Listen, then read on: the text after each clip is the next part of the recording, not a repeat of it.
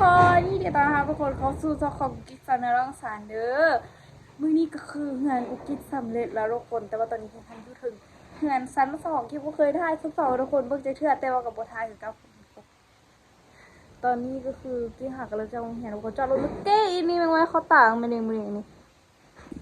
นี่ตอนนี้ก็คือทุกอย่างสมบูรณ์แบบแล้วเมื่อวานนี้แม่น 80% แต่ว่ามื้อนี้แม่นเต็ม 100% แล้วทุกคนตอนนี้นะอันนี้ก็คือเฮือนหลังใหม่ของกุ๊กกิ๊กเองทุกคนอันนี้แม่นหลังคาเก่าอันนี้แม่นหลังคาใหม่ที่มุงอะโรซิงจนหมดเลยทุกคนเนาะบักคักๆนึงทุกคนวันนี้อันรถกระซิบได้ตากแดดแล้ววันนี้ทุกคนรถตากแดดเป็นอันประมาณทิศปลายนะทุกคนแล้วตอนนี้ก็คือเฮากระซิมาเรื่อง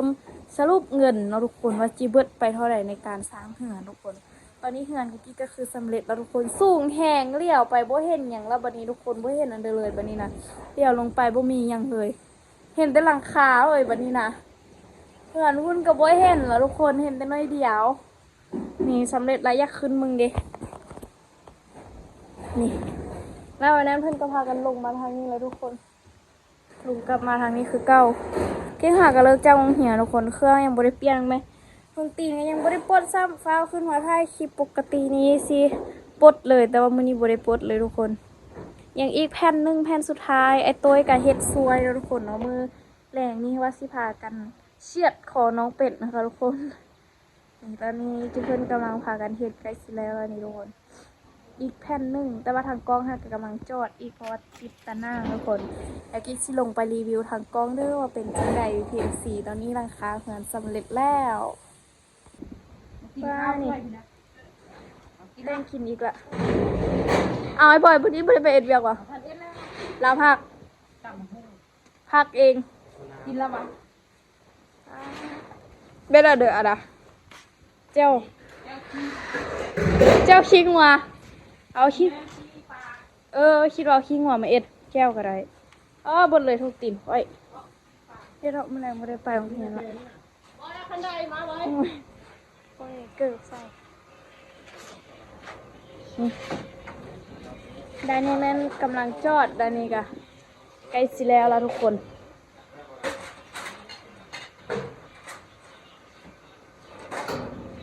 สำเร็จเสร็จสิ้นไอ้ต้อยโดดลงให้บ่อยฮับเจ้าเลยแล้วก็แล้วเอาได้บ่ฮันเอาโอ้นายสร้างจำเป็นทุกคน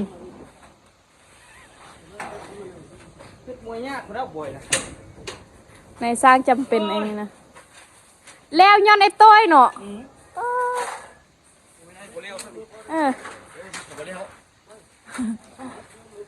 เอาล่ะอันที่เลื่อนนี่ตัดเล็กทิมแล้วก็แล้วอันนี้ต้อยหรือว่ามุงอีกบ้านหนึ่งอันใดมุงอีกบ้านหนึ่งว่าหรือว่าตัดเล็กทิมเลยใส่ก่อนเพนเซล่าก่อน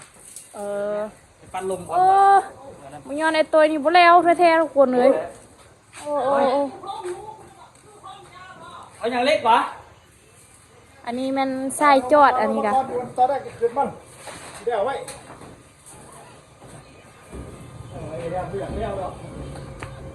นี่แล้วกันอย่างอันนี้นี่ไงเรียบร้อยเนาะเรียบร้อย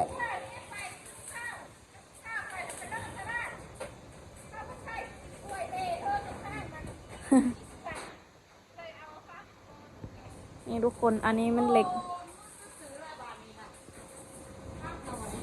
เอาพอปั้นเดือพ่อจิก้อนี่ค่ะพอก็บอนดังไฟเอาพ่อสิบักต้นมาฮักต้นอันนั้นพุ่นต้นมะกระทินพุ่นเนาะ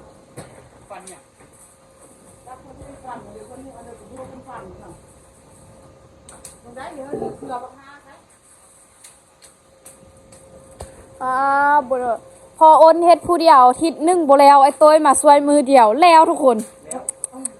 ยอมเลยมือเดียวแล้วเลยไอ้ต้ยเฮ็ดเฮ็ดผู้เดียวเป็นทิศพอโอนเฮ็ดนะไอ้ต้ยใส่วิสาใส่ซะบ่ฮอดมือซ้ำนี่แล้วเลยโคตรเท่เลยตัวนี้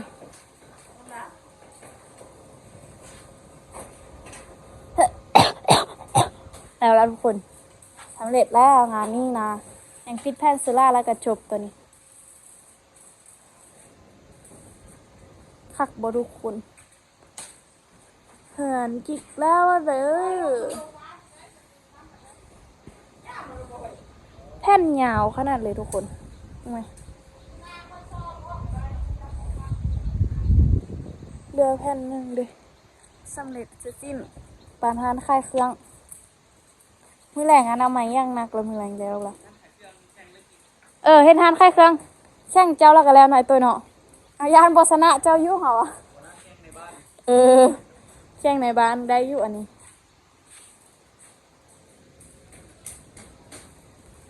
บุญบานนี่ถนัดเลยเนาะเย็นอีกวันนี้เนาะเป็นยังไม่ก็ใช่ค่ะมันไม่เอาเพลงนะไม่ได้ยินยังดอกไม่เอาเพลงไม่ได้ยินอะไรเลยดอกได้ยินแต่เสียงฟ้าลมนั่นแหละฟื้ออยู่ไปเอาเบิ้งข้าวสวยมื้อนี้มียังกินแน่ป้าทุกคนมื้อนี้เราจะกินข้าวสามัคคีอีกแล้วแต่ว่ามื้อนี้มีอะไรกินแน่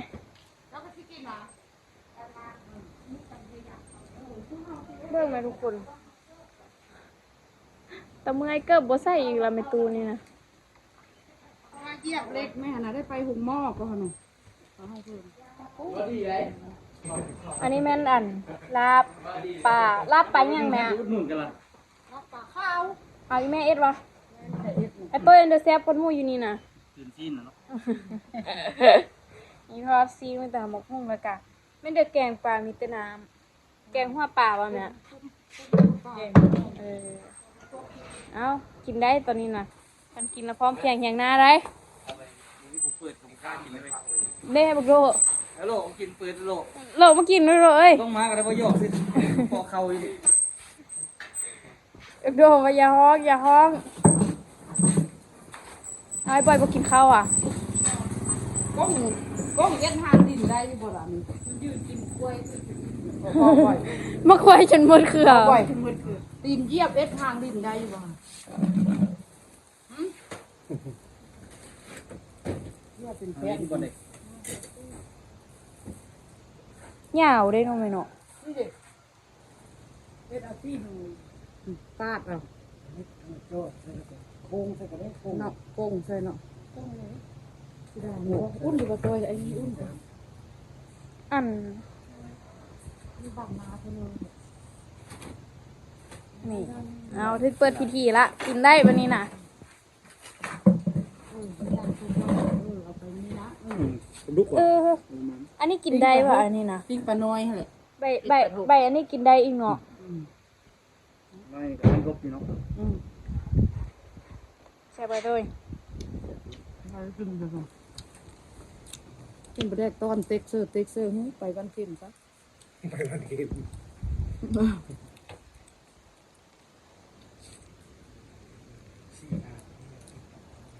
มันมุ่ง น้ำมันเนี่ย นี่น้ำมัน ราดน้ำมันเรา น้ำมัน ผมดูเพราะป่าม กินข้าวทุกคนพอดีออกมาก็เย็นเลยวันนี้กินข้าวกันทุกคน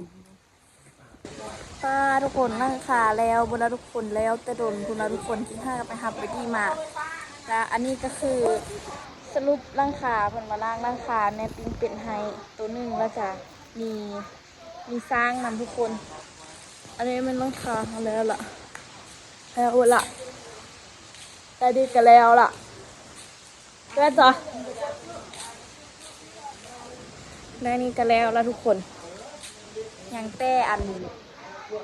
ตากะโลละกะเทอันนั้นที่ซื้อละกะแล้วตากะโลละกะโบกอันนี้โบกอันทางข้างนี่ละกะจบคนงานปูนส่วนงานเล็กแล้วบนหลักนี่ คักแล้วทุกคนวันนี้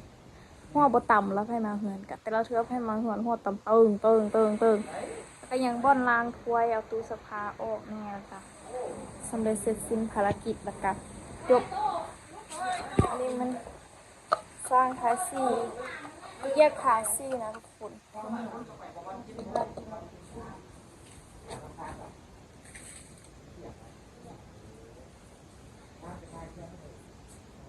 เนี่ยดูว่า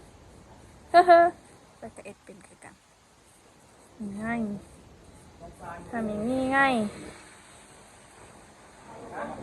นี่ง่ายนี่อีกกระเฮ็ดเป็นแล้วก็เจ้ายังบ่ได้ทานนะเนาะ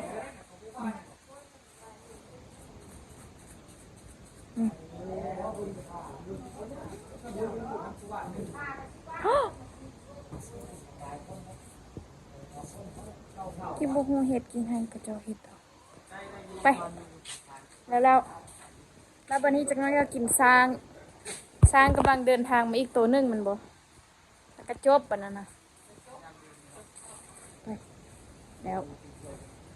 นี่เด้อทุกคนนี่การงานของน้องกิ๊กเองค่ะกุ๊กกิ๊กการสำเร็จเป็นที่ยับห้อยแล้วทุกคนบ้านหลังคาเปลี่ยนเป็นเท่านึงทุกคนกว้างแล้วทุกคนเห็นเหือนได้อีกหลังนึงเลยเบิ่งทีนะแล้วนั่นก็จะเป็นทางด้านเหือนครัวแล้วทุกคนเหือนครัวท่านน่าจะยังบ่ทันสำเร็จเท่าเพราะว่าอย่างที่ได้ติดอันเดยวเกาะขึ้นห้องนะติดใส่กันซาดวะหรือว่าบ่แม่นใส่ทางลิ้นแล้วนั้นเป็นเหือนประมาณหลังคาสีฟ้าเหือนอันนั้นหลังคาสีม่วงเหือนที่หลังคาสีแดง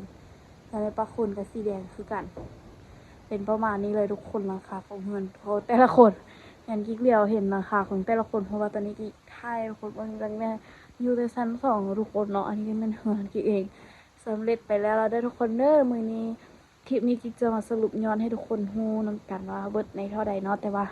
ตอนนี้กิ๊กยังบ่ฮู้กิ๊กต้องได้ไปถามแม่ก่อนทุกคนกิ๊กไงกิ๊กแค่คืนมาถึงยังได้คิวทุกคนเบิ่งตอนนี้บรรยากาศเย็นๆทุกคนหลังจากที่เฮ็ดหลังคาเฮือนแล้วฝุ่นก็น่าจะตกลงมาล้างหลังคาใหม่ให้ทุกคนเอ้ยตอนนี้เฮือนเฮาก็สำเร็จแล้วเด้อทุกคนเด้อสำเร็จเสร็จสิ้นไปแล้วเราก็จ่ายเงินให้กับนายสร้างเพื่อนเราทุกคนเนาะแต่ว่าคิงฮูแต่มูลค่าที่จ้างนายสร้างเนาะจ้างในค่าสร้างมูลค่าเพิ่นทับเหมาทุกคน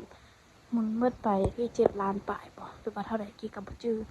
แล้วทางนี้ก็เป็นห้วยภูทุกคนงานกุ๊กกิ๊กนี่จะได้เห็นวิวห้วยภูอันเดองามเลยทุกคนเบิ่งทางนี้ก็เห็นห้วยภูเบิ่งวิวจากห้องกิ๊กมาก็เห็นห้วยภูคือกันแต่ว่าวิวทางห้องกุ๊กกิ๊กทันสิงามกว่านี้เพราะว่ามันทันสิได้มีภูมิภาคอันนั้นทุกคนเนาะทุกคนก็สิเป็นประมาณนี้แหละทุกคนคลิปนี้นะเดี๋ยวกิ๊กจะพาทุกคนไปถามแม่กันว่าจะเบิดใน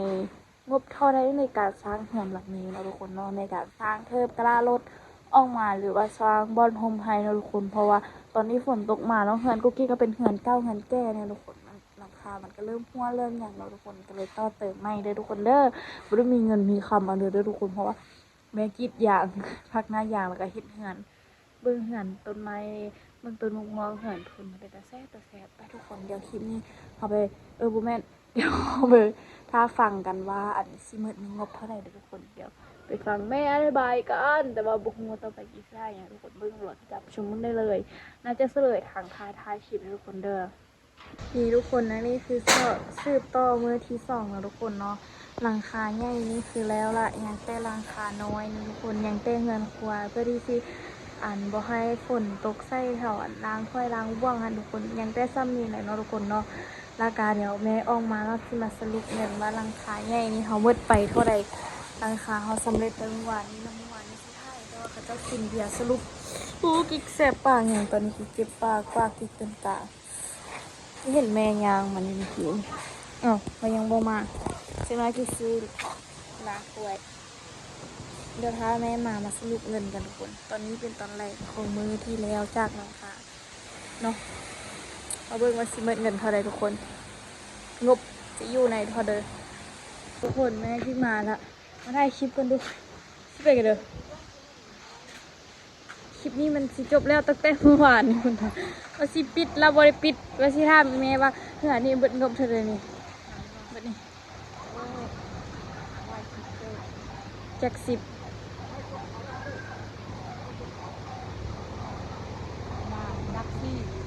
ประมาณลักซี่ทุกคนรวมทั้งหมดเลยว่ะอยู่ลักซี่ผมเป็น4,000 กีบได้400,000 กีบ4 ล้านกีบ40 ล้านกีบทุกคนเดามาเบิ่งว่าสิเบิดเท่าไรนี่อยู่ไหนนี่นะทุกคนต้องเป็นเงินบ้านนี่ประมาณเท่าไรแม่50,000 50,000 ทุกคนเหือนหลังนี้ ทางพุ่นเพิ่นกระทุ่มสุดใจกับอัน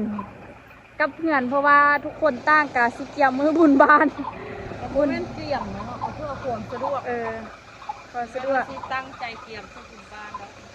อันทางพูดแล้วแม่นสะดวกสบายเพื่อให้มีนาอันลูกมีนาเกิดมาจะได้มีนานั่งกำแต่นั้นนะเพื่อนเพราะว่ามันสิเข้ายามฝนแล้วนะแม่เนาะจังไงรถแต่เขามียังจังน้อยบ่มีงานรถอยู่เนาะทุกคนเนาะโอ้เสียงรถคันนั้นเอิกอักเพื่อนลูกปืนแตกเงินกิ๊กค่ายรถเหล่เลยทุกคนเด้อทางพุ่นกับมาจอดทางพี่เมื่อหน้าทางพี่มาจอดทางพุ่นมื้อนี้ทางพุ่นจอดทางพี่เปลี่ยนกันจอดกันอยู่นี่แหละรถมันคิดในใจโอ้บ่ได้เข้าโฮมจักเทื่อคุงติเนาะพ่อลุงมาจอดพี่ภาษีได้โฮมได้เนาะพ่อลุงจอดเฮาได้โฮมเฮาไปจอดพ่อลุงได้แท้ๆแล้วนะมันหอมน้อยดังนั้นนะ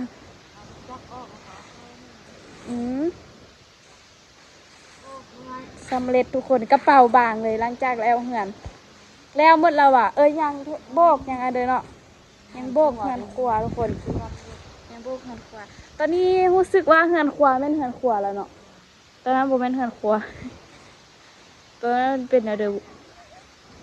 แม่นเหือนเคอยู่นี่วะทุกคนรวมๆเหือนกุ๊กกิ๊กเมื่ออยู่ประมาณ40 ปลายล้านเหมือนทุกคนด้วยตกเป็นเงินบาทอยู่ที่5-6 หมื่นเบิดเลยเงินเบิดเลยครึ่งแสนเนาะเฮ็ดงานครึ่งแสนบ่มีเงินลิ้นฟ้าแล้วก็ทุกคน เริ่มคิดอย่างเมื่อ เดือนหน้านี่คิดอย่างหลังจากแล้วบุญบานนี่เริ่มคิดอย่างเลยบ่หรือว่าเดือน4พุ่น หมดแล้วหมู่บ้านหรือว่าสองคนมันจะอยากไปที่เรา เพราะว่าอันเอาปิดหน้าอย่างอยู่ทุกคนปิดมาโดนวันนี้สิได้กลับไปกรีดอย่าง ที่จ้างแล้วก็ทอดเงินแล้วก็มาเฮ็ดนี่แล้วก็ สิไปกรีดไม่ กรีดไม่ แล้วก็ปีหน้าก็ปิดแล้วก็ซอกเฮ็ดเหือนตื้มปิดเต็มแล้วเนาะอันเบิ่งเด้ออันกรีดอย่างงวดนี้คือสิออกดีเพราะว่าฝนตกเนาะโอ้ทุกคนเบิ่งอยู่เทิงภูแม่งามแท้งามว่า อันนั้นเป็นสีขาวๆแม่นดอกไม้เลยเนาะดอกผักกุ้มเนาะแม่เนาะเบิดละเอาแม่มันดอกอันเดียววะแล้วก็มีสีแดงวะเต็มเลยทุกคนบักงามถ้าการสังเกตต้องที่บ่เห็นดีซื่อมีสีแดงสีขาวเต็มสีแดงกับผักกุ้มว่ะบ่แม่นผักหวานไปทุกคนเดี๋ยวคลิปนี้กิ๊กไปก่อนเลยทุกคนกิ๊กเปิดแขนต่อก่อนแขนกิ๊กรอเบิดไปลักซี่ทุกคนคือว่าลายเติบแล้วก็เบิดกระเป๋าเบาไปเลยทุกคนเดี๋ยวคลิปนี้กิ๊กไปก่อนนะทุกคนเจอกันในคลิปหน้าเด้อบ๊ายบายขอบใจทุกคนเบิ่งแป๊ะคลิปแป๊ะคลิปเริ่มตั้งเศร้าจนเศร้าเล็ดแล้วทุกคนใช้เวลา1 อาทิตย์ไปจากนั้นจึงไปถ่ายเพื่อนวันนี้หาไปก่อนที่เจี๊ยบกว้างเห็นกว้างฟิกเกินอันเดอร์